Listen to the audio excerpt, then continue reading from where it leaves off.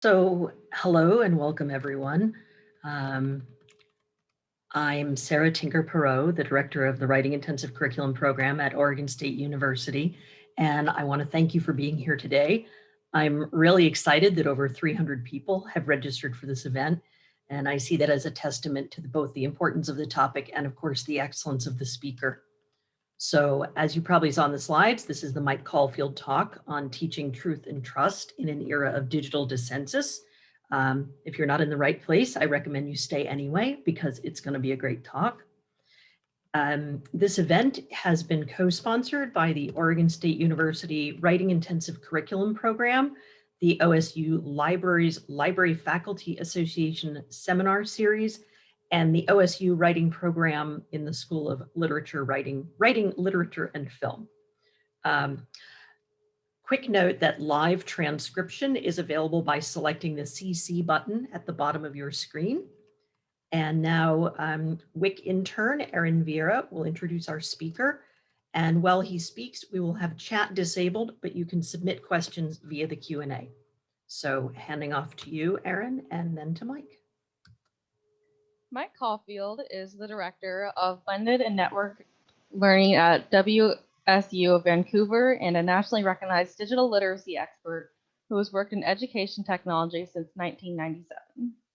As part of this work, Caulfield runs the Digital Polarization Initiative, which is a cross-institutional initiative to improve civic discourse by developing web literacy skills in college undergraduates, as well as a variety of other national and international organizations. His work has been covered by the Chronicle, Times Higher Education, the Wall Street Journal, TechCrunch, Bloomberg, Newsweek, and Vox. He's appeared on the Today Show to talk about the issues of modern social media. And handing it off to you, Mike. Thank you, and thanks to the organizers for this, and thanks for this great turnout. Really looking forward to this. I like to go through these things in sort of a somewhat interactive way. It's a little harder with a large group, but my perspective after having done this for many years is that people want the theory, people want the background, but people also want to see how this is actually done in a classroom as well. And without those two things, right, the efficacy of it is rather reduced, right? It's great to say, hey, something must be done. Hey, these are the reasons. But if we don't see the how to actually address it, you're kind of missing the last mile there, right? So I'm going to share my screen. I'm going to walk through some of the theory, some of the background of why we are where we are at this moment.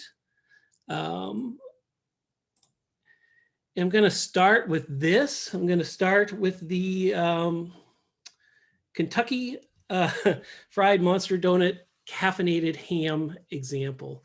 If I'm sharing the correct screen, which I hope I am, you should be seeing a sort of a Kentucky Fried Chicken donut monstrosity on your screen.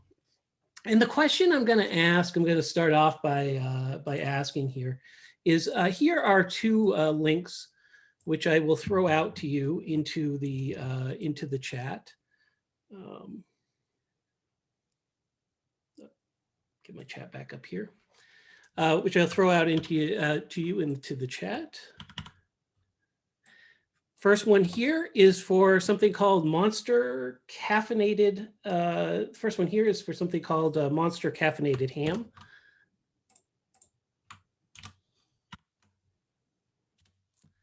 And the second one here is, I'm sorry, the first one is for the donut sandwich, and the second one is for Monster Caffeinated Ham. And the question I have for you, if you click on those links, is here are two food products. Is either one real?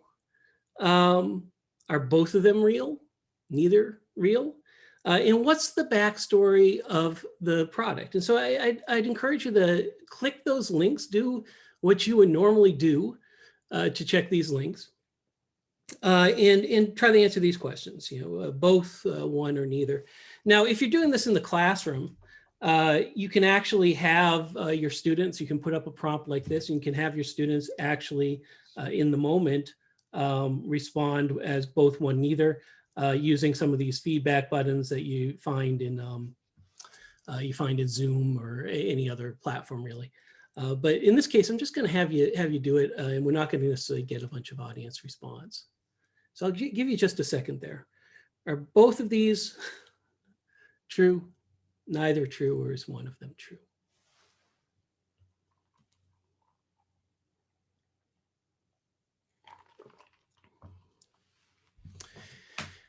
I do like this sometimes better when we have like, you know, the sort of, it's a smaller class, and you kind of open up the chat and then everybody sort of jumps on and puts in their comments.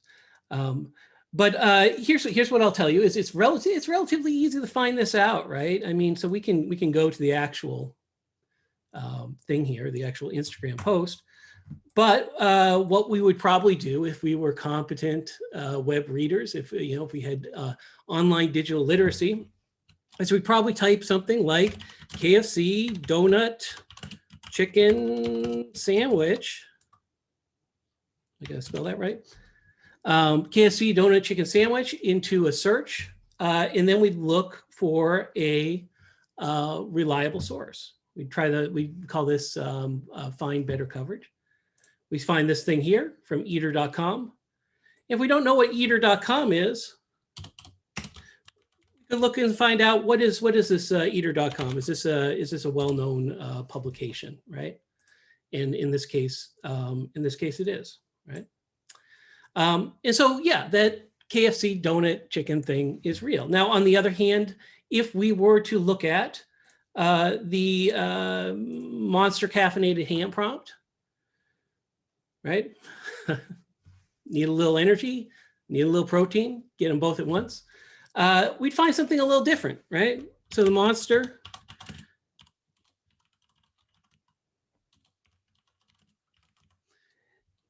and I have botched that spelling, but what do we see almost immediately here? We call this actually the search gestalt, the SERP gestalt. SERP is a search engine result page, and we call like the impression when you make a search. We call this the SERP gestalt.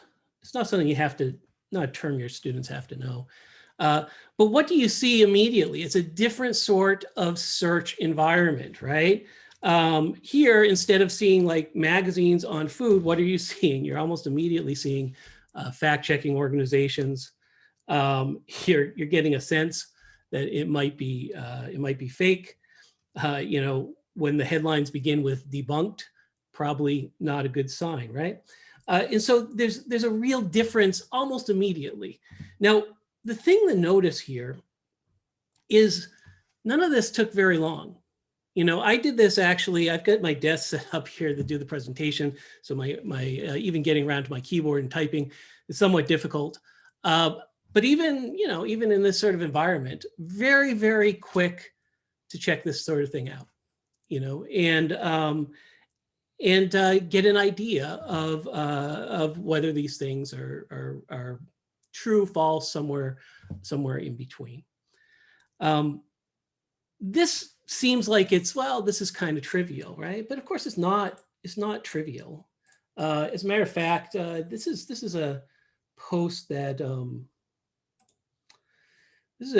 that someone shared on Facebook the day of actually the Capitol the Capitol insurrection.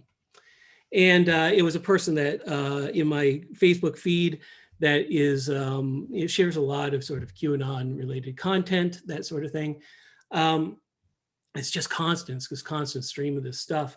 But this happened to be the one that they shared that day. And what this is saying is I haven't shared the full post, so you want to protect their identity and be respectful of that. But this is the photo. And it is supposedly a flyer that's in the windows of all the businesses in Utah or something like that. And it says, if you look here, right, it says be a safe citizen. Let's get a bigger pen to do that.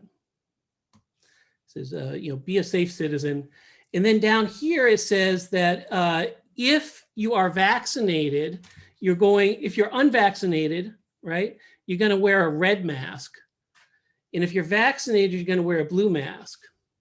And the blue mask is going to give you access to, this is very blurry, but it's going to give you access to travel.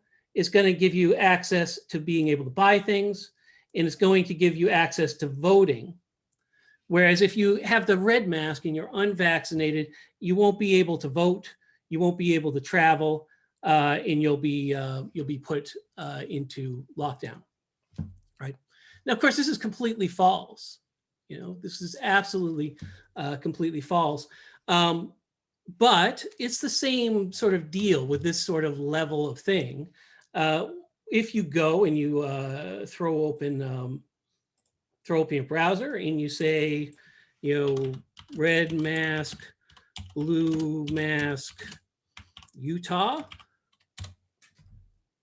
right? You get the same thing here. It's not that hard, right? It's really not that hard. And so we look at this here, you know, and it's Reuters, and it will tell us. So you can also get a local, you know, if you don't trust like a sort of multinational corporation like Reuters that's been around since the 1880s, you can take the local news from Utah, right? You don't have to choose one. You don't have to choose one or the other.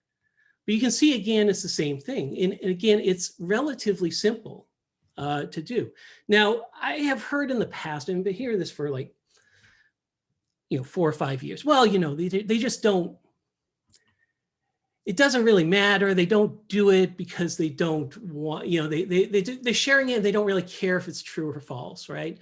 They actually don't even believe it necessarily. And I hope we can put this to bed. I've been fighting this nonsense, you know, for 4 years now. And people are saying, well, you know, people just share things they don't believe, you know. They're just trying to take a dig at liberals. They don't really believe that.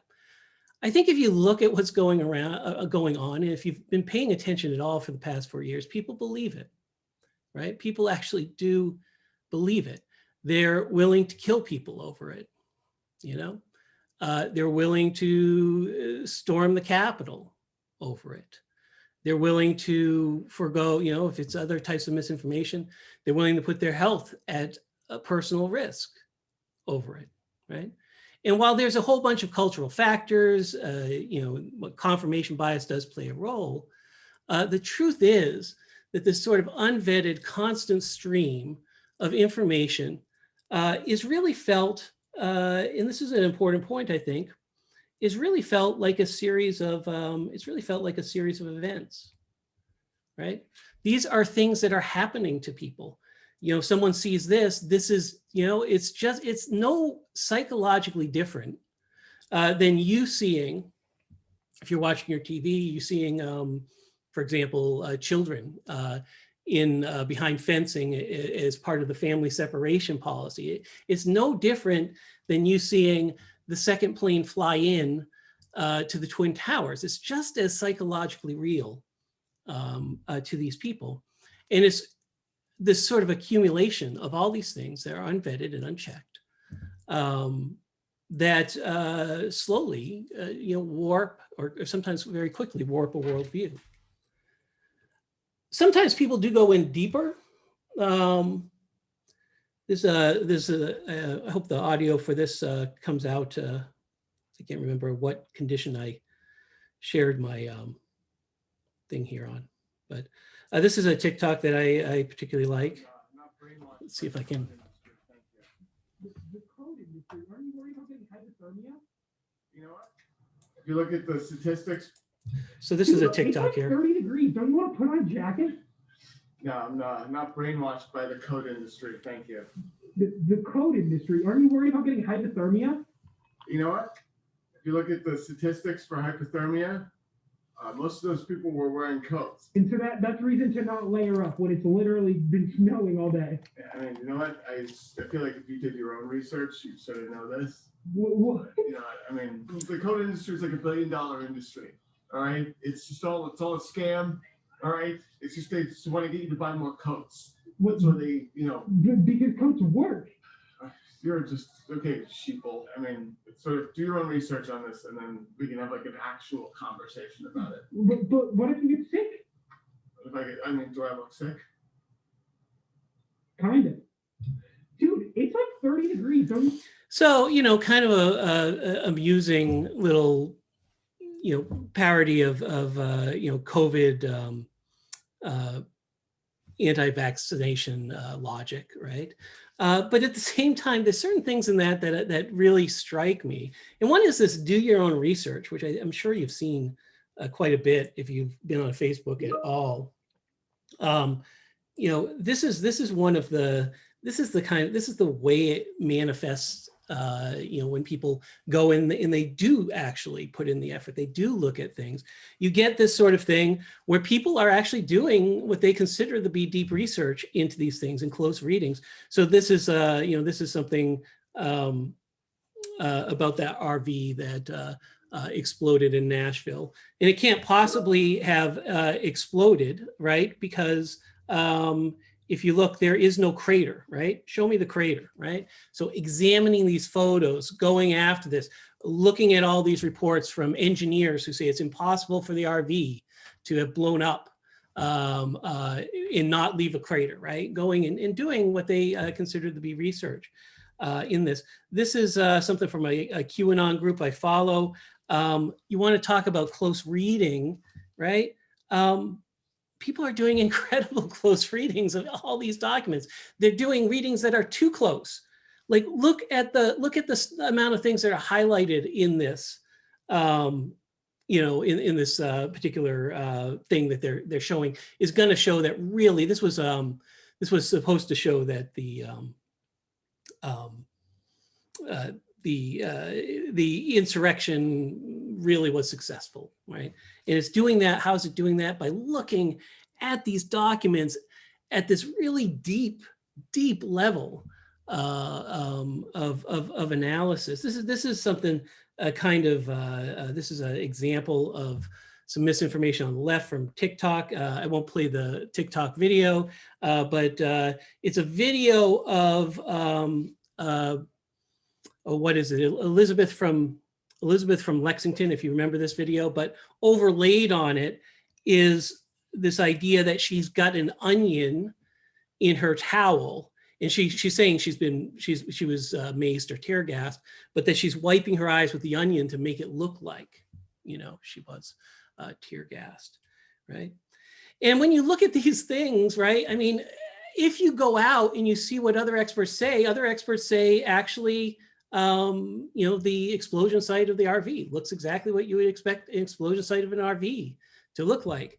I don't quite know what to do with this, but pretty much a simple reading of this thing here is going to get you more truth than a deep reading trying to mine information out of it that doesn't exist. And as far as this onion in the towel, what you probably don't know is if you get tear gassed, actually wiping an onion over the eyes is one of the ways that people try to dispel the impact of tear gas for various reasons.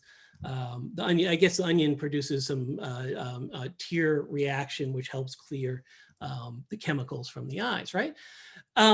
So if you go, you can look at that video all day and you can say, is it an onion? Is it not an onion, right? You can look at the crater all day and read all the experts that people send you to and say, is the blast pattern? Is it, what one would predict for an RV with this much explosion? But if you don't actually just go and see, hey, who would be the person in the know about this and what do they say? You're not actually going to get any smarter about all of this. You're going to get increasingly confused because you're relying on your own sense of research as just you and your own smart brain trying to make sense of things.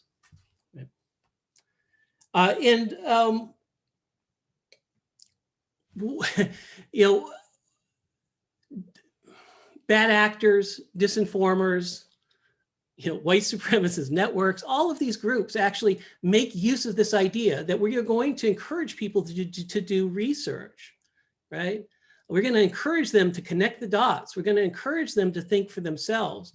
But they do it in a way that is deceptive, right? And they do it in a way that ultimately leads people astray and leads to the sort of thing that we have. I've been using this metaphor of the bottle for this particular cultural moment we're in. And the way the parable, or whatever you want to call it, goes is this. Let's say you're walking along the beach one day, and you see a bottle, right? This is you see a bottle in the waves, and in the bottle, right? In the bottle, there's a note, right?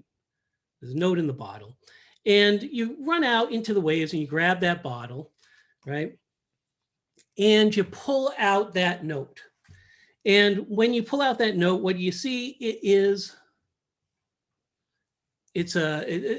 looks like a well laid out sheet of information on something. And it says something rather shocking. It says that N95 masks don't work.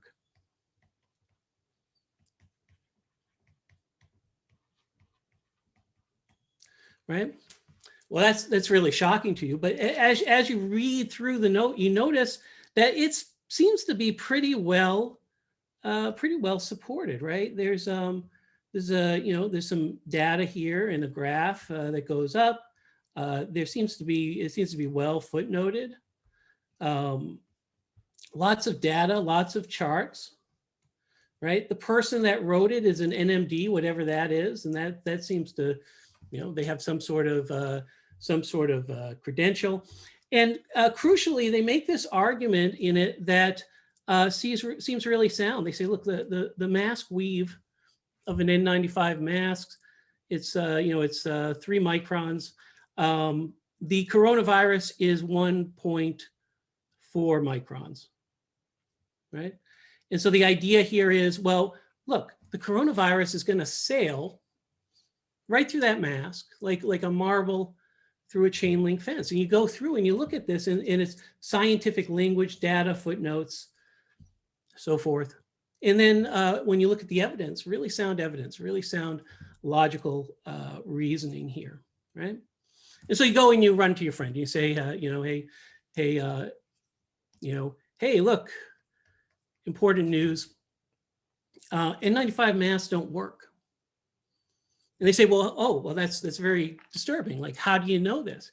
Say, well, I found a note in a bottle floating in a lake, and I opened it up, and it told me that. And they look at you kind of weird. But you say, but I'm no dummy, right? I applied critical thinking to it, right? I checked. Does it have footnotes? It had a lot of footnotes, right? Does it have data? It had a ton of data. Right? It had lots of statistics. What about the argument? What about the logical reasoning? The logical reasons really sound. Look, this is 3 microns. This is 0.414 microns. This is the coronavirus. Sails through it like a marble through a chain link fence. Right? So I've done everything the school taught me to do. I spent 45 minutes actually looking at all this.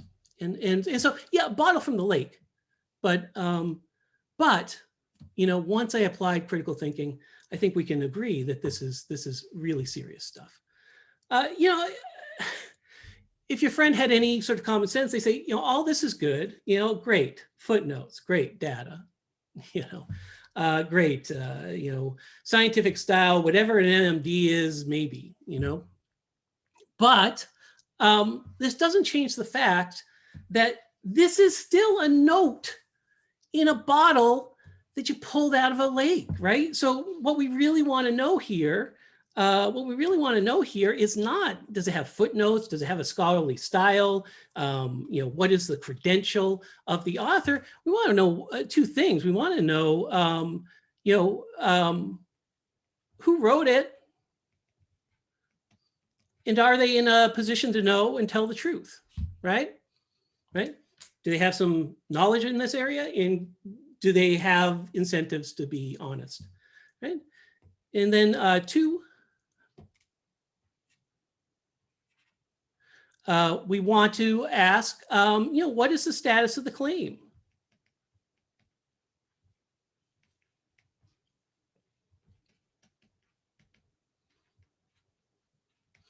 And what do I mean by that? I mean, like, if you had decided this morning, hey, I'm going to go find some information on N95 mass, your first stop would not be the bottle in the lake. You'd go out and you'd figure out who should I look to for this information, right? This wouldn't have even been in the running, right? So why are you focusing on the thing that sort of lands in front of you and looking at the veracity of that? Why not just discard that entirely and go and try to find the best source instead of getting locked in to this thing in front of you, right?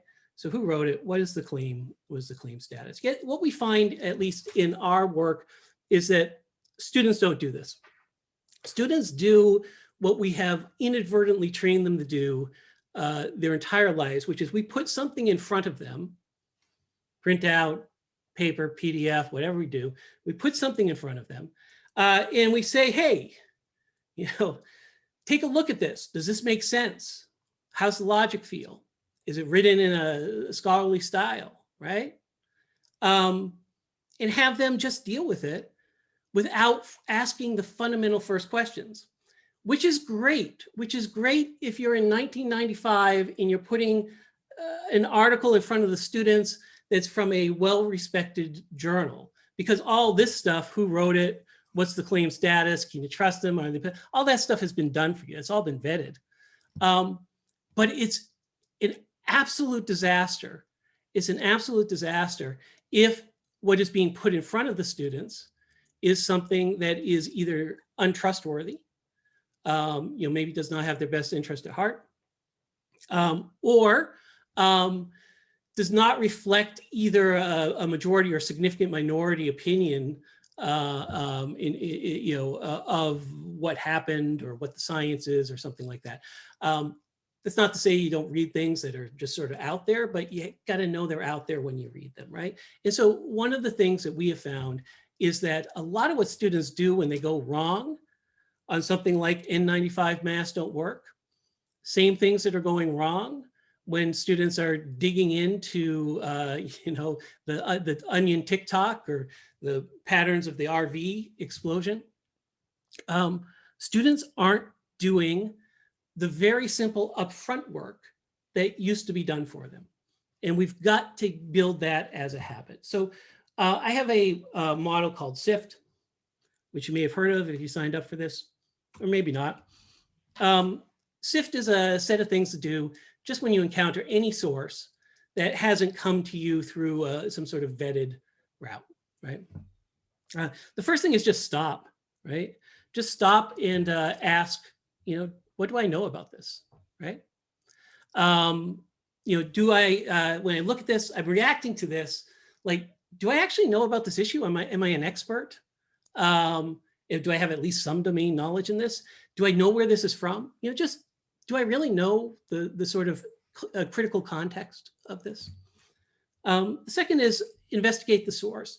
So a lot of things that come to you come from pretty good sources, actually. And if you can say, well, this is from, the Washington Post, New York Times, Chicago Tribune, a local paper on a local subject, doesn't mean everything in it is true. It doesn't mean you should trust all reporting, but it does mean at some base level, you have some understanding of the level of trustworthiness of this thing. And for most situations you find yourself in, it's probably enough, right? Some things, you maybe want to do a little more digging, right? But again, investigate the source, figure out if it's something that should be in the know, and then find better coverage. Just this idea, we get so fixated on the story or the source or the image that reaches us, and we don't realize we don't need to social media is very, very good at getting you the information you want.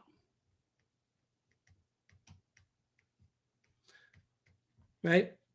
So social media is very good at getting you the information you want, right? It figures out what your preferences are and it feeds you the sort of topics that you want. So, it's a great way to stay up on, hold on a second here.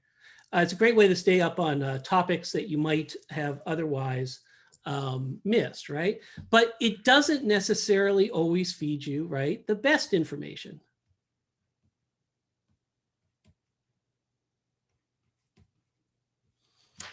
doesn't always feed you the best info. And so one of the things you can do is you can look at stories that come to you and you can say, look, I'm just going to go find a better version of this.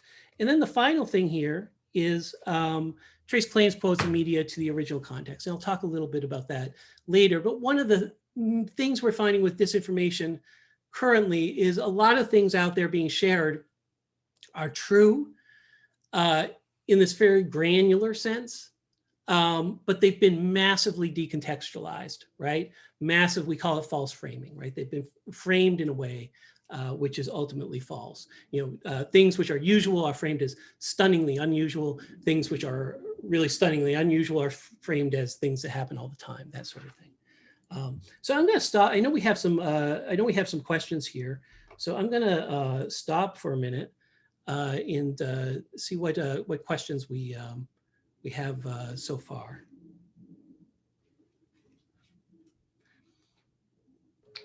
Great.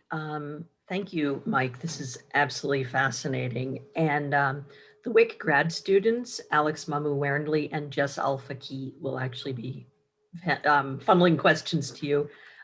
For our attendees, if you have questions, you can put them into the Q&A. We noticed that a couple of you have raised your hands, but if you could pop your questions into the Q&A, then Alex and Jess will get them to Mike. Thank you. Thanks, Sarah. And Mike, starting off a group of related questions, Amy wrote, to ask if you have suggestions for responding to those students who dismiss fact checkers as biased. In the past, they've received pushback that Snopes is a liberal plot or other accusations of source checking bias. Yeah, I mean, so here's what there's a couple things. The first thing to note is, at least in our work, we find that it's actually a relatively small set of students. Now, it may not feel like that. If you've got, 2 or 3 students in your classroom that are really resistant to the idea of fact checking, even if it's a class of 30-something students, even if it's a class of 40-something students, it can feel like a lot, right? Because where do you go from there? Especially if the students are vocal about that, you're going to have to spend some time on that. The thing I come back to is, let me see if I can get a blank page up here, and I'll come back. So the first thing is that you don't. So students might, for example, lock on to Snopes. One of the things you can say is that you don't have to choose Snopes, right? So yeah, there is Snopes, right? But there's also like truth or fiction. There's like the AFP fact checker, international fact checker that puts out English language fact checks, but is located in France. You have things like Hoaxslayer. You have PolitiFact, right? So you have all these things, and part of the thing you can say to the student is, if you really have reasons not to go with Snopes, you don't have to choose Snopes, right? In fact, most of the things we will look at, multiple people have dealt with them. You choose the fact checker that is most that you have built trust, right? Built trust in, right? You choose the fact checker then. But if you're saying, wow, every single one of these is sort of part of some vast conspiracy, then that's a little different, because you're not actually talking about you don't like Snopes and Snopes is biased. What you're saying is you actually don't like the idea of fact checking. And so that's thing number one. The other thing I would say about this is highlight to students. A lot of students get fixated on the rating of the fact checker, and so the WAPO fact checker will say, well, this is 3 Pinocchios or whatever, which I actually hate that rating. And they'll have the little Pinocchios. Or Snopes will say, well, we rate this thing mixed. We rate this claim mixed. And then people get all upset, and people will say they rate it as mixed, but really the claim is true. Like they're getting hung up on small pieces. Well, okay, you don't have to you don't have to fixate on that upper level rating. And the reason why is any fact checker will give you, underneath it, will give you all the evidence that they used to make that claim, right? And so they will have compiled for you, a folder of evidence that can help you go through and make your own decision. If you look at this article that Snopes wrote, and you say, well, they say it's true, but I actually think this is mixed, or they say it's false, but I think this, if you actually look at the things they do that's true, then that's great, right? You don't have to accept their rating. But the truth is they spent a lot of time pulling together a bunch of resources for you that if you read, you're going to be better educated on the issue. And so those are the two approaches I would say. The first is you don't have to choose a specific fact checker. Find the one that, find the fact, gravitate towards the fact checker that you trust the most. And then the second thing is you don't have to take the rating. People get obsessed with the rating. What the real value of the fact checker is that they're very transparent about their sources. They link everything. You can follow their argument, and they make an effort to try to present all sides of the argument in their research, right? And it's pretty telling, as a matter of fact, that most of the people making arguments against fact checkers being biased actually use the materials the fact checkers themselves have provided, right? So that's kind of telling about about the issue as a whole. So another question. Lisa kind of offers a counterpoint to this, noting that a lot of times these days we can find untrustworthy sources being present in arenas where we've typically looked for trustworthy sources. For example, members of Congress who believe conspiracy theories. Can you comment on this? And do you have any ideas for how this might evolve into the future? Yeah, so it's a really hard situation when disinformation, conspiracy information has penetrated any set of elites, right? And, politicians are elites, there are media elites.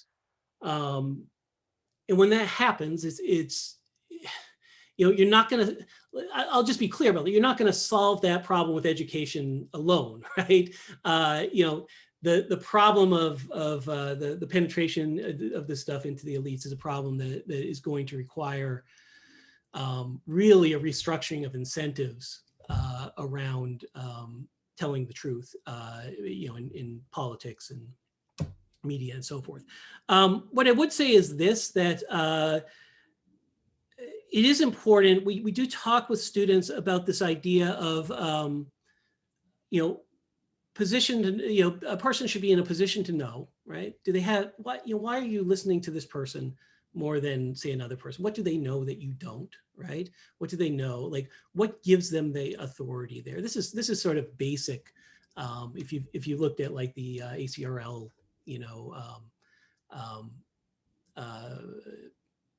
Jesus, the expertise is contextual and constructed. Is expertise or is something else? This is sort of basic media literacy, right? Why would this person know something more than someone else, right? Would this be the first person to go to? The other thing is just, are people incentivized to tell the truth, right? And so one of the things we point to is, even if you believe that journalists have personal bias or in Washington Post or whatever, if there are sort of incentives to not get things wrong, right? If there can even be small professional consequences to that, then the journalist is more incentivized to get things right. And they're more incentivized to get things right than, say, an opinion writer, right? An opinion writer can get things wrong and still have a pretty good opinion career, right? Whereas if you're a politician right now, especially within certain, if you're politicians, either on an extreme side of the political spectrum, there really aren't any incentives to there's really no consequences to be truthful or not truthful. It's not only just about consequences, it's also about self-image, right? One of the things we talk to when we talk to students about journalism is, imagine you're a plumber and you go and you're putting in a sink for a guy, and you find out, oh, well, wow, this guy is this guy's a big Republican donor and I'm a Democrat, or this guy's a big Democrat and I'm a Republican plumber. Like, I mean, are you going to do a bad job? Well, no, you're not going to do a bad job because they have a different opinion. Why is that? It's because you take pride in your work, right? And the work of a reporter is to try to cover things in a fair way. The work of a politician is not to do that, right? So a lot of what we have to do, like, we cannot solve the problem of elites pushing this stuff, but we do have to make the case that the incentives of an advocacy group, for example, are fundamentally different than the incentives of a local reporter. The incentives of a local reporter are fundamentally different than the incentives of a scientist, right? In that these things matter. So position to know and incentives to actually, we don't say to tell the truth. We say actually incentives to be careful with the truth, right? Because many times it's not necessarily that someone is actually not telling the truth as much as they're just careless with it. Brian has posed a question that I think is common to both some of us and some of our students. Given the limitation of time for most of us, it can be challenging to perform a systemic approach to every claim we encounter. Given that most of us find sources that conform to our essential worldview to be reliable, how do we protect ourselves from point of view bias that might lead us to incorrect positions or beliefs? More or less, check. So I say people should just be checking almost everything that they have a strong reaction to, right? So if you got mad, get upset, whatever, you should be checking it. And it's one of the things that we struggle with, and one of the ideas of SIFT is, yes, the sort of deeper research thing that you do on specific issues where you have some sort of specialized knowledge is important and time consuming and so forth, but that's not actually the approach you're using here. So if you look at SIFT, right, one is investigate the source, right? Find out, do they have expertise, the expertise you thought. Second one is find better coverage. Find better coverage is sort of like zooming out, right? Because what you find is a lot of things that you think are true or reach you that seem to be true. When you actually zoom out and you look at sort of reporting as a whole, you look at all the different sorts of coverage that has been, of that issue, you're often surprised. And I surprise myself a lot with this stuff. But the key here is we have to get this down to a level where that sort of quick sanity check, that quick zooming out, takes 30 seconds, takes 90 seconds, right? If we keep presenting it to students like, oh, you're going to spend 20 minutes figuring this, of course you're not going to do it, right? But if you're just doing these quick checks, you can do it with most things where you have an emotional reaction. Are there any other questions? I can give you an example of that here. Why don't I give you an example of just how quick some of this stuff is. And then we'll get to other questions in the queue in a minute. So let's take, for example, this. This is one of the things that we share with students. So the idea of this is, a friend sends you this ingredient guide, Clean Food Facts, right? So Clean Food Facts is an ingredient guide to plant-based meat products. And it's meant to show you some of the, you want to eat, if you're laying off meat, maybe you want to eat as clean as possible. This idea of clean food, which is problematic, by the way, but this idea of clean food. So maybe you look and you say, hey, well, let me look at the products that I am consuming, and let's make sure that there's nothing in these that's really harmful, right? Clean Food Facts, wellness, consumer freedom, right? So this is good. It's about wellness, it's about consumer freedom. And you look here and you see, look, this this is an alpha crumble, and it's got something called methyl cellulose. And it looks like, this is a little disturbing. Methyl cellulose is an active ingredient in many laxatives. Like, do I want soy crumbles that have a laxative product in them? You look at some other things, it says, oh, well, this has a chemical that's toxic in high doses, right? So maybe you have a friend that's interested in clean eating, and you say, yeah, I'm gonna send this to my friend. But you've had sort of an emotional reaction to this. This is something that has caught your interest in whatever way. But so before you do that, what do you do? Before you say, hey, disturbing stuff here, gonna send it to you. Well, what I would argue here is I would argue you use our just add Wikipedia trick. You go to the organization behind it.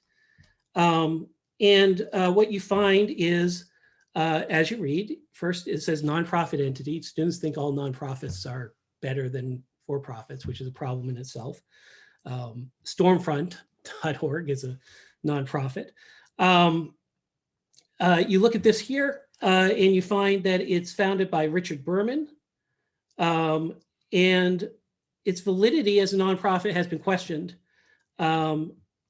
Is treated as a group that specializes in astroturfing. Now, already here, you could stop, right? Already here, you realize you don't necessarily know what this is, but you already realize this is maybe not what I thought it was, right? You could stop. You could go find something else. The web is abundant. You could go find another source at this point. But even if you decided to go in just one step more, what would you find out? You'd find out the person running this particular organization is a person that runs media campaigns for soda companies, industrial farming companies, the meat industry, right? Alcohol industry. So what do you have here? What is this thing in front of you that we've discovered this really within 90 seconds? This wellness, where'd we go here? This ingredient guide is actually an astroturfing campaign by someone that's paid by the meat industry to scare you away from plant-based substitutes, right? It's that sort of habit, right? And when we come to this, I just have to stress this, that so much of what we do in education, is really bound up in this idea of effort, right? And rigor, right? And so we just feel, when I started introducing this stuff into classrooms, the thing we actually had to stop people from doing was people kept saying, oh, I want to make this more difficult. I want to make this more rigorous.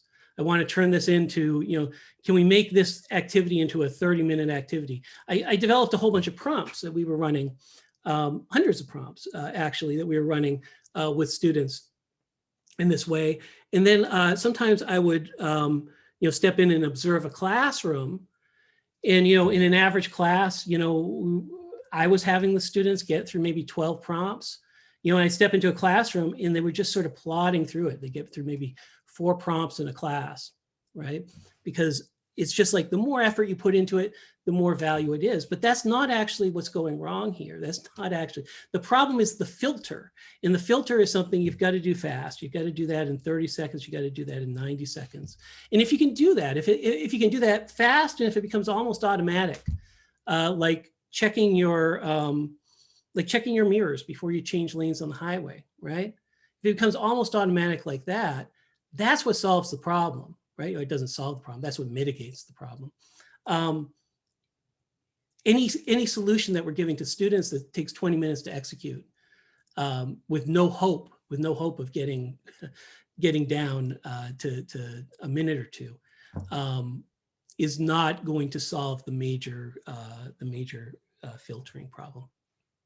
Let me step back and see if we got a couple more questions, and then we can get into the mainline presentation more if we don't.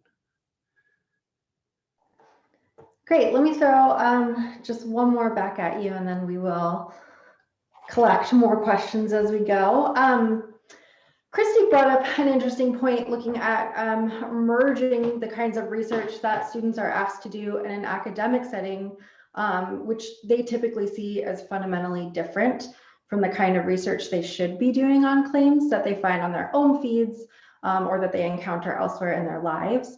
So do you have any tips for how to bring these two infolit, that's a nice word, Christy, infolit approaches together? Yeah, I mean, what I would say is that there's really two stages I mean, there's really two stages. You know, when things reach us, when information reaches us, especially when it reaches us in ways that are mediated by the net, right? There's really two stages to what we need to do. The first thing we're asking is this worth my attention, right? Is this something that I want to give my attention to? Is it going to be A, worth my time? B, do the people producing this information of this video, do they have my best interests at heart? Or are they trying to do things that are, you know, kind of seedy? You know, and three, you know, are there better options out there for me, right?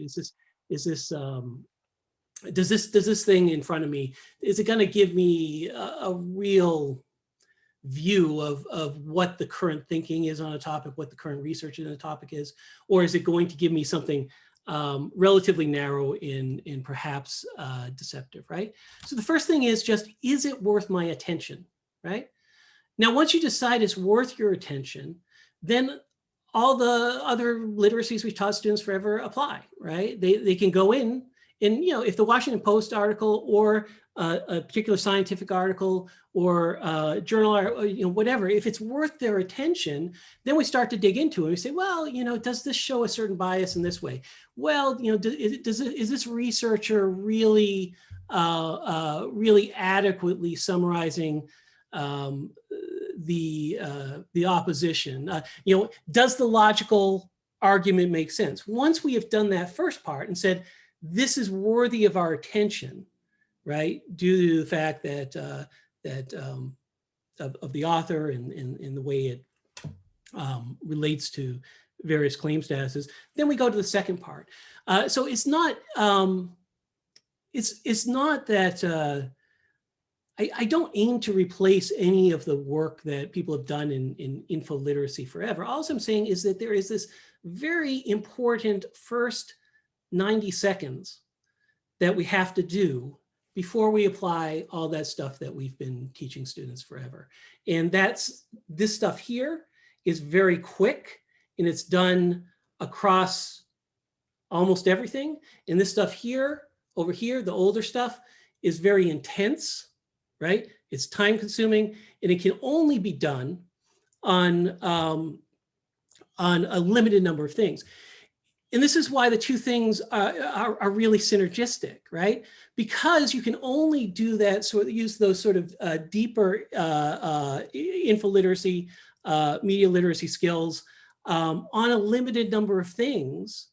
If you don't have that, if you don't have these filter tools, if you don't have that initial upfront process, you're not going to be able to apply that immense amount of effort to the things that matter. You're going to end up spending your critical capacities on nonsense. You're going to invest all of, you know, you're going to invest 12 years, 14 years, 16 years of learning in a couple hours, you know, in front of something, into something that is, you know, has been put out into the world to do you harm, if it's say white supremacist propaganda, or something that is something that can't be trusted to relay basic facts to you in an accurate way, right? So these two things, the first part protects our investment in the second part, if that makes sense.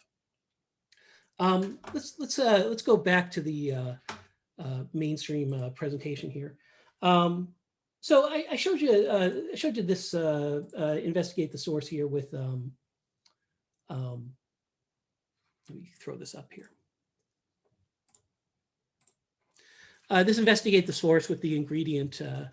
I'm gonna actually, let me show you two things that we use with students that I found to be useful in terms of getting student feedback on things. Remember, these are quick assessments students are making to determine whether something is worth their attention or not, whether they should move on, right?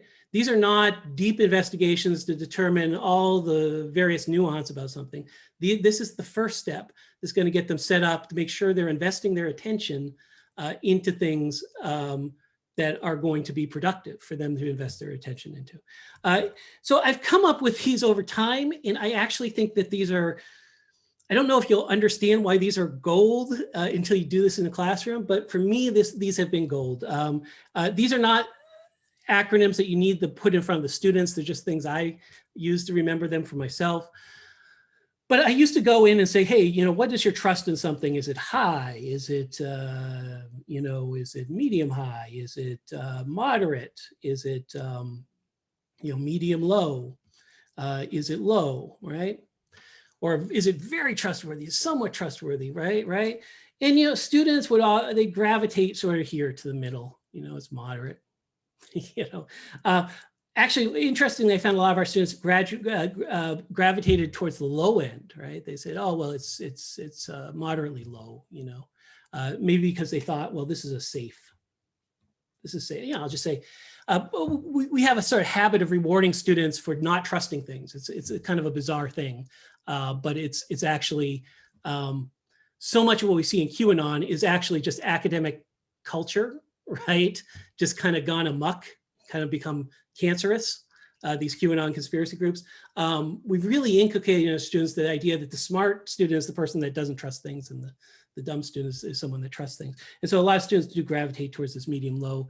It's just, you know, it's just easier. So I came up with MIM, and I remember this one as Shusher. It's also the handle of one of the librarians I first did some of this work with back in 2010. So I just asked the students, hey, you know, for a claim, do you think this is mostly true? Do you think it's mostly false?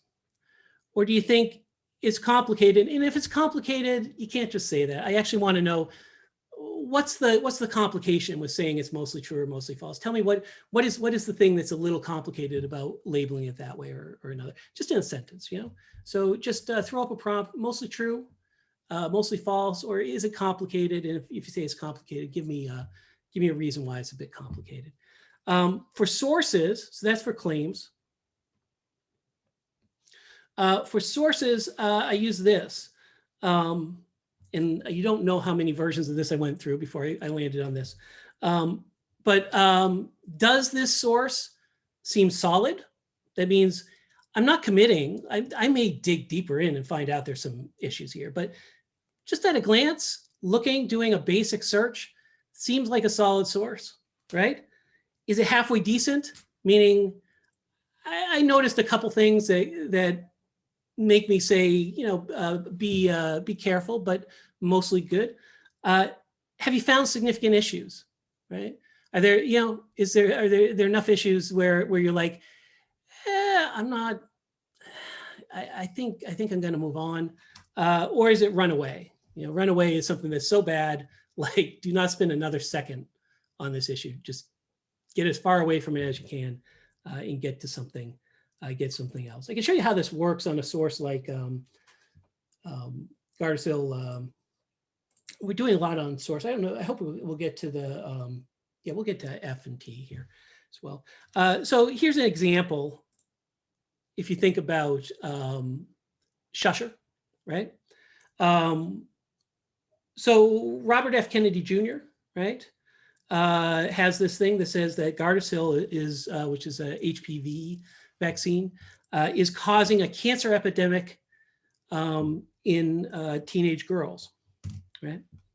And so one of the questions is, you know, what do you think about Robert F. Kennedy Jr. as a source? And we always say in a context, as a source for information on vaccines. What do you think, right? Does he seem solid? Shusher, right? Seems solid, right? Is he a halfway decent source? You know, not the perfect source, but you know, I'll take him. Are there significant issues with him being a source on vaccine information, or should we run away as quickly as possible from him as a source on this issue? And so, you know, we just do the same sort of thing here. Look up Robert F. Kennedy Jr. We'll use Wikipedia. I can talk a little bit about the Wikipedia issue. People have a lot of misconceptions about Wikipedia. Maybe not this audience. I think a lot of people that have showed up for this are probably up to date on Wikipedia. But you know, we do see that he's part of an anti-vaccine advocacy group, right? Now, if you just stopped here, you might say this might be significant issues, right? Because it's an advocacy group. It might be half decent, right? But if you're introducing yourself to a subject, you probably want to hit the advocacy group second, right? You probably want to hit things that aren't necessarily trying to push a particular agenda first, if you could. But if you just scroll, this top part of a Wikipedia article is called the synopsis. If you just you'll get down to here, you'll see that he's an anti-vaccine activist and conspiracy theorist. And if you want, right, if you think, well, maybe Wikipedia is not being particularly fair here. If you want to, you'll see that here we do have links that talk about the various conspiracies that he's pushed in the past, which have turned out to be unfounded. So again, does this mean, right? So we come to the things, right? Where do you want to land on Robert F. Kennedy Jr., right? If we say, you know, if we say seems solid, right? Halfway decent. I don't know why my pen is doing that today. Significant issues or run away. There's room for debate, right? But I think if you were looking for vaccine info and you were trying to find, you know, a decent vaccine issue, you'd end somewhere here, either significant issues, probably not your first stop, or run away. Like don't spend your time on Robert F. Kennedy Jr. as a source here, right? So again, what does that mean? It's not a all-out ruling on Robert F. Kennedy Jr. It's not an all-out ruling on Gardasil or even the multitude of anti-vaccine claims. All it's saying is, you know what? If I'm going to spend my attention and my critical capacities and my time and apply my knowledge and all of these things, I'm not going to dump it into this because I might as well just throw it in a hole and bury it, right? Right? I'm going to spend it somewhere else, right? And maybe after I've oriented myself to the space, maybe if I want to come back to this, that's great. But if I'm coming to this new, I'm going to spend it somewhere where it's going to be more productive than this. Now, note on the Gardasil, we can approach this all three different ways, right? So we talked about SIFT, right? Stop, investigate the source, find better coverage, trace claims, quotes, and media to the original context. We don't necessarily even have to worry about Robert F. Kennedy. We can say, we can take this, right-click that, search for this. And what do we find, again, almost immediately here? This is AFP, which is a fact checker I mentioned earlier, out of France, but does English language fact checks as well. And we find a fact check here that this is false. Does that mean it's false? No, of course it doesn't necessarily. It doesn't mean it's that we are ruling capital T truth. It's false. We could look at this though and say, yeah, it's enough to stop us from sharing it with, like, you know, a friend or something like that, right? It's enough to say, hey, you know, I got to be really careful here. If we click into this and find out the information. It's pretty compelling, the reasons why it's false. I won't get into all the reasons here, but of course you can do that. You can do that yourself, right? There are other fact checkers you can use on this same claim. The final thing you can do, and this one's a little weird, but trace claims, quotes, and media to the original context. As I mentioned, one of the issues is framing, right? It's one of the biggest issues that we're seeing in the misinformation, disinformation space is framing. That is, you have something that's true, like a news report or something like that, and then you have someone that shares it, but the context that they share, right? What they say it says is in fact not what it says, or what they say this is in fact not what it is. And you can do this with photos, you can do this with clipped videos that don't show the full context, you can do this with articles, scientific, you can do this with whatever, right? But this false framing. And so so T is trace claims, quotes, and media to the original context. And so part of the authority that we're seeing here from Robert F. Kennedy Jr.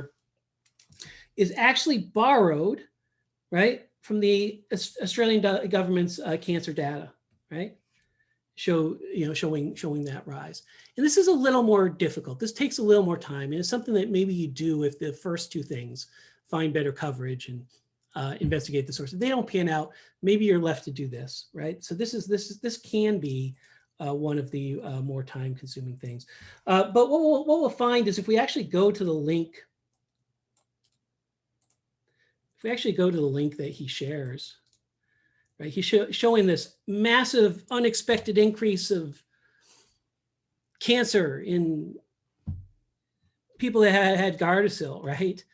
And it's from this database. So the first thing we notice here, right, is that this is a database where you kind of pull your own statistics. It's not a report out there saying massive increase, right? It's a database where you kind of make your own thing, right?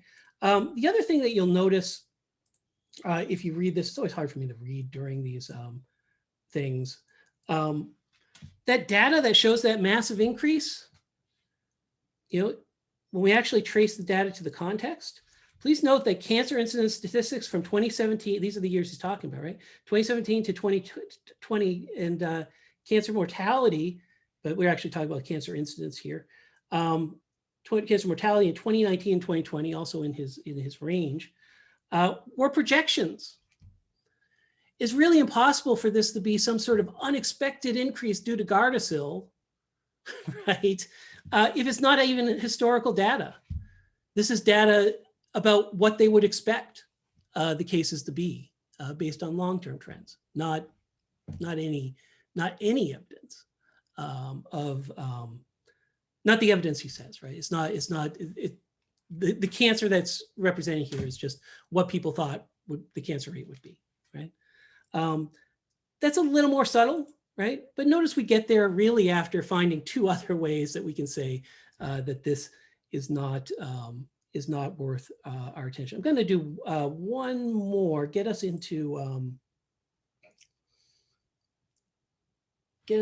well, should I do notes on Wikipedia?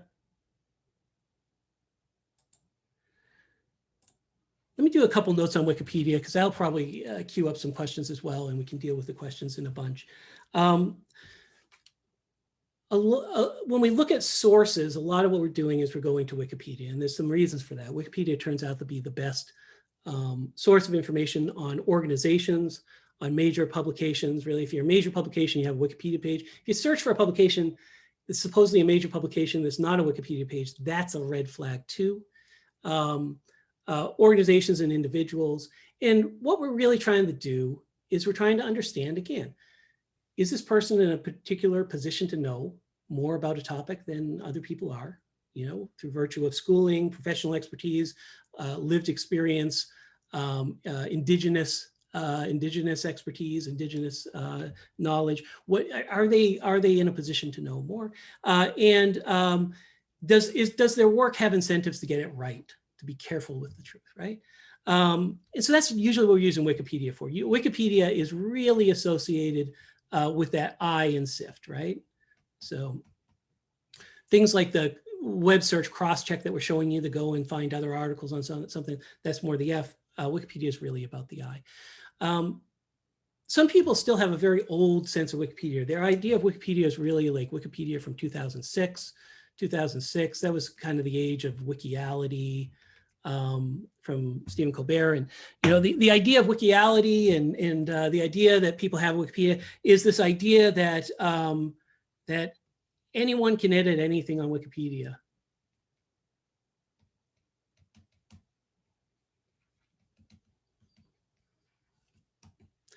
Right? Anyone can edit anything on, so you can't trust because anyone can edit anything. Who knows where the article came from, right? The first thing I'm going to say is you don't even necessarily need to engage with this argument. What we know from studies by Sam Weinberg down at Stanford is if you look at fact checkers who actually have professional incentives to get things right, their job is on the line, and not just fact checkers like on PolitiFact, but also fact checkers who are looking at things, you know, looking at articles to make sure the particular facts in an article are correct. Wikipedia is the first stop for fact checkers, always the first stop, not necessarily the last stop, but it's always the first place they go. And they'll tell you that without Wikipedia, the job would be a lot harder. It's the first place they go because A, it provides an overview, a very quick overview of a person, but B, everything on there should be sourced, and so they can find their way to better resources if they need them, right? So argument one, Wikipedia is useful for fact checking because when we look at people that have developed professional skills and expertise around fact checking, that is actually what they use. I think you can just make the argument that way. You know, if we go and we find that, hey, the way that scientists solve things, you know, is this way. They use these types of tools and so forth. You don't kind of go in there and say, as a non-scientist, well, you know, that doesn't make sense. You know, you say, well, that's really interesting that your professional field has developed in that way. You know, and that's part of your practice, right? You could probably, if you want to get deeper into that, you could get deeper into that. But we're trying to replicate some sort of, you know, good effective behavior.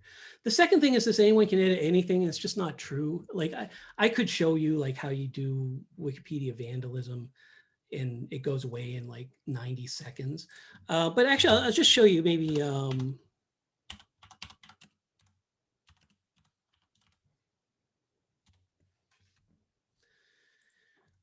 I continue to be a little bit disturbed that so much of what average people encounter as far as knowledge environments in the world is Wikipedia, and we don't actually show students how to read Wikipedia, right?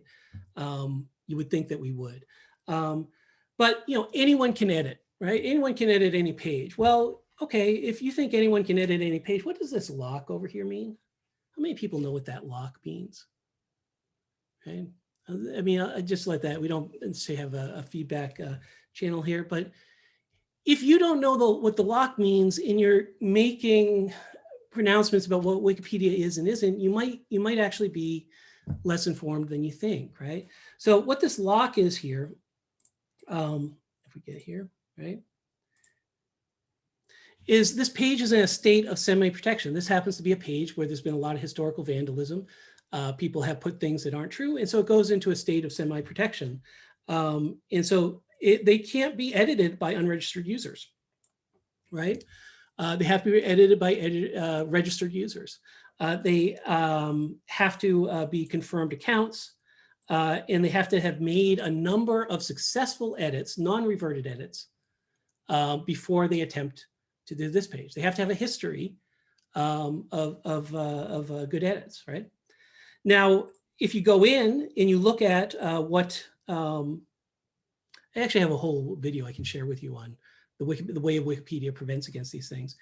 The people that make the edits, when they make the edits, there's this whole page behind Wikipedia that Wikipedia uses to very quickly check whether those edits are likely to be suspicious. And you can see who made an edit, and I can see, okay, this allegedly human. Oh, allegedly human might be a oh, flesh and blood. Okay, this is a allegedly human person, and I can look at their contributions. And what I should see is I should see that this person has made a lot of, I can see that these are not reverted. This person has made a lot of, makes a lot of contributions. Apparently the GameStop short squeeze page is sort of blowing up now and they're all editing it. And so what you find on Wikipedia is you find there is a class of people who are admins, and whenever a change is made, particularly a significant change, they very quickly go and they say, is this a person that we've seen before that is relatively trustworthy, that tends to write edits that aren't reverted? Or is this a person we don't know who they are? Or a person that has a history of bad behavior on the site? And if it's one of the others, they revert it, right? And they do that really quickly. They do that often in a matter of minutes. And so, the idea that this is a site where anybody can edit anything is actually a really bureaucratic site. It's the bureaucracy around Wikipedia of who can edit what can be reverted, who can revert what, under what conditions something can be reverted, added, subtracted. It's incredibly bureaucratic, but that bureaucracy, especially in some of the tools, they use some AI tools that they've developed over time, really protect your average Wikipedia article. So I'll stop here and take some questions at this point. Now, as we talk about SIFT and checking other sources, Kristen has asked, are there some concrete and simple suggestions for ways that students can diversify their basic Google searches? Either words to add for more sources or just ways to trip up the basic algorithms that structure results. Yeah, so we do talk about bias in search terms, right? So you will actually on the first thing to realize is that Google search has gotten substantially better over the past 5 years. They've weighted authority a little more into their search results, and they've included some of this. They've included some synonym matching stuff that makes the gameability of that of those pages a little less, right? It take a bunch to go into what's going on there, but they have gotten significantly better in the past 5 years than they were. It's not the same Google at this point where you used to type in did the Holocaust really happen, and you get an article that said maybe. It's gotten better than that. Although it's always a constant war. When you get into Google searches, the question that you always want to ask is what is your term? What are your search terms doing, right? So one of the things that we find is this thing called data voids, and data voids are where, if I take classic data void in a problem that sort of a massive problem it caused was black and white crime, right? So there's not a bunch of sociologists publishing stories on black and white crime. It's a term that's used in white supremacist culture. It's not used in reporting, right?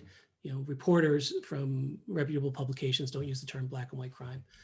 But what you would get years ago on Google is you get people telling other people, hey, Google black and white crime, see what comes up. Well, since reputable sources are not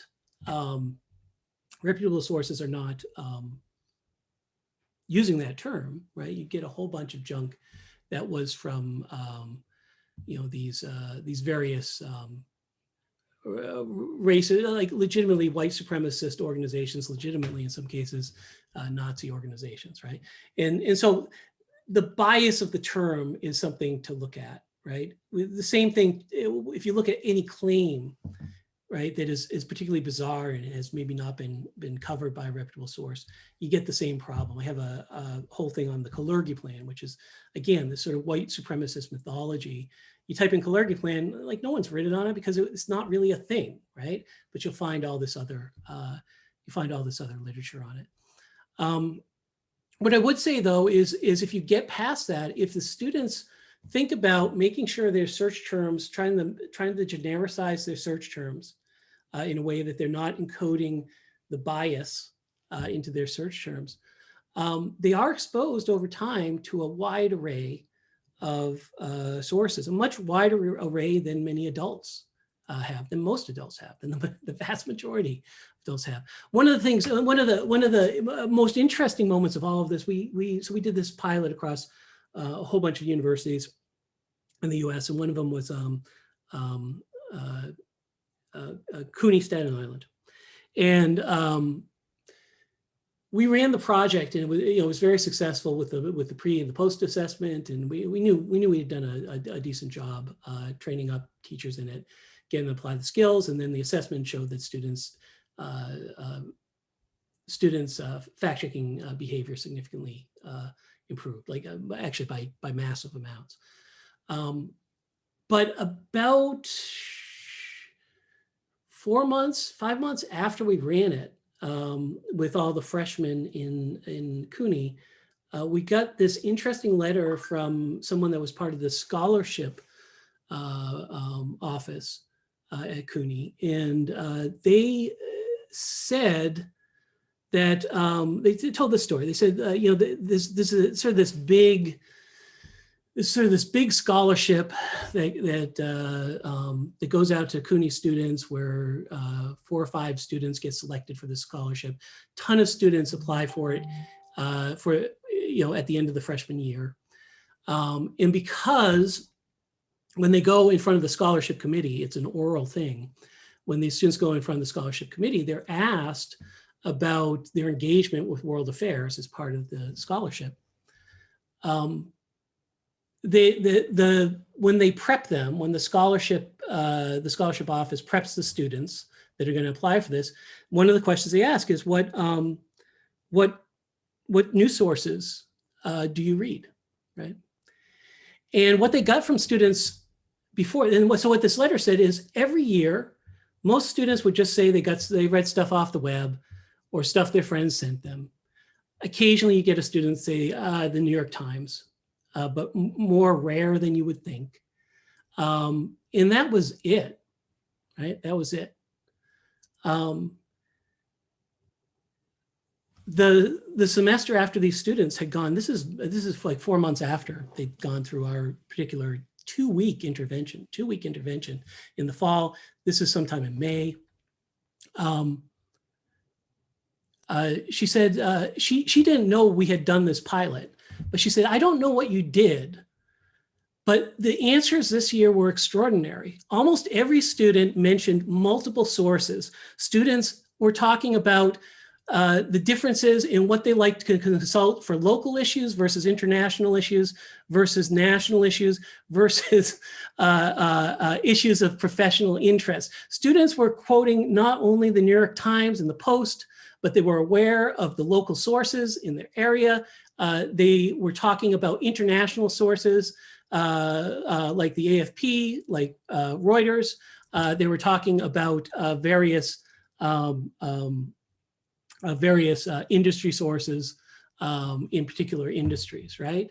And she ends it saying, I don't know what you did last semester, but whatever it is, I'm impressed and actually quite moved, And we hadn't actually set out to do that. We didn't actually set out to familiarize our students with a wide array of sources, like with the international press versus the whatever. But when you build this as a habit, you don't have to explicitly teach that in a way, right? Because every time the student is doing that search, they're seeing new sources.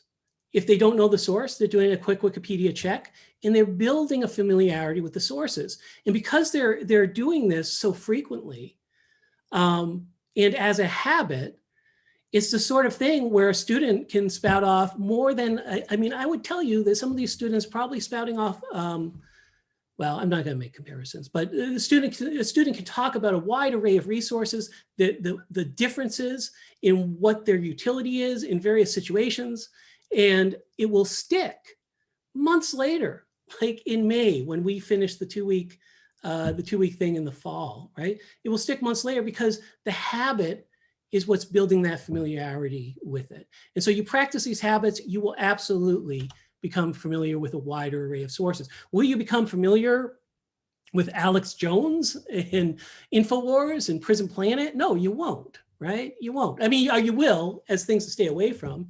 You're not going to add those to your news diet, and you shouldn't add those to your news diet. But will you have enough knowledge to say, hey, it's interesting that the international press is coming to a different conclusion here than our domestic press? Yeah, you actually do. And you get that through the habit. You get that through that repeated practice. I guess I'll take another question. We're almost at time. So, but I don't really need to wrap up. I think I can. There seems to be a lot of questions in the Q&A. So let's just hit that. Well, let me throw a quick one at you. We've got about 4 minutes left, but I don't know if Zoom will let us go for or not. We can try it out. So you mentioned how these are habits that we're asking students to cultivate. And Lisa kind of wanted to jump back to step 1 to set off kind of that catalyst of events. You mentioned we can get students to kind of stop and recognize that they might need to fact check a source when they feel kind of an emotional response to it, a strong emotional response, which sometimes presupposes a degree of humility and curiosity and self-awareness, which maybe students haven't fully developed at the point where we get them. Can you talk a little bit about what steps or approach might prime students for step 1? Yeah, so again, it's about really having a hook. So the reason why we talk about the emotional response, and the emotional response isn't necessarily just I'm angry or I'm happy or whatever, even if it's like, wow, that's weird, I'm going to share that. That's weird, right? Anything sort of out of the ordinary. So almost any time that you share something, what are you sharing it? Why are you sharing it? Well, it's because it's something that you think is weird, it's something you think is interesting, it's something that is news to you, that means something important and probably is connected to emotion. So just even the share piece of it is important in thinking about, well, if I go to share this, right? Oh, right, I'm sharing this, and as I share it, I look at this. Do I actually know who Cat Lover 877 is? And is their word enough? Maybe not. Let's back off, right? One of the things we tell students in those cases is, hey, you want to share this, and maybe if you wanted to share it on your phone and you were just running from place to place, let's say you don't even have that 90 seconds to test it, right? Well, just bookmark it, save it, come back to it, and spend the 90 seconds then, right? The idea of taking that energy and saying, it's good that you're trying to share important information. It's good that you're engaged in that way. But maybe you save it, maybe you come back to it later. As a matter of fact, you can practice that as an overall strategy. Just more, when you see something that you want to share, save it, and then at some time when you're a little more focused, maybe come back and then go through the things you saved and then decide to share them then. So that's one. This one sort of approach to it. We encourage. So I actually don't think it's too hard to. It's habits are the hardest thing in the world. So I shouldn't say it's not too hard. The harder thing is building the habit to check stuff that you're not going to share, right? Because there's a very clear hook. Your hand is moving when you share. It's going to do something, right? You're about to share it. Like there's some actions there that can trigger, oh, wait a second, right? The harder thing is you get a lot of these things scrolling past your feed that you get angry about that you don't check, but then you end up saying in a conversation to somebody, yeah, I read this or that, and they warp your worldview. Those are the harder issues to have that hook. Yeah, I mean, what I'm going to tell you is habits are, as anybody who has ever tried to stay to any healthy regimen knows, habits are some of the hardest things in the world. But even if you do not have 100% compliance with a habit, even if, hey, the student remembers to stop only when it's really outrageous or when they're really worked up, it can still have an impact. It can still have an impact at the margins there. And I think over time, we can get a bunch of students to practice this. The one other thing I would say is it's not necessarily even that you have to get your entire class to do this religiously every time. If some subset of students, 5% of your class, I mean, actually, this kind of looking at the statistics of spread. If 5% of your class, 6% of your class, like when someone shares something, they check it, and if it's wrong, they leave a note saying, actually, I think this is a little garbled. This isn't quite what happened. That has a massive impact on spread, right? So even if 5% of your class walked out with that skill and applied it, and we teach students how to apply this in an effective way, right? How to correct effectively. They are going to have a really outsized impact on the spread and belief of this stuff. And so the other students, maybe they don't check, but maybe they at least scroll down into the comments and see the remark.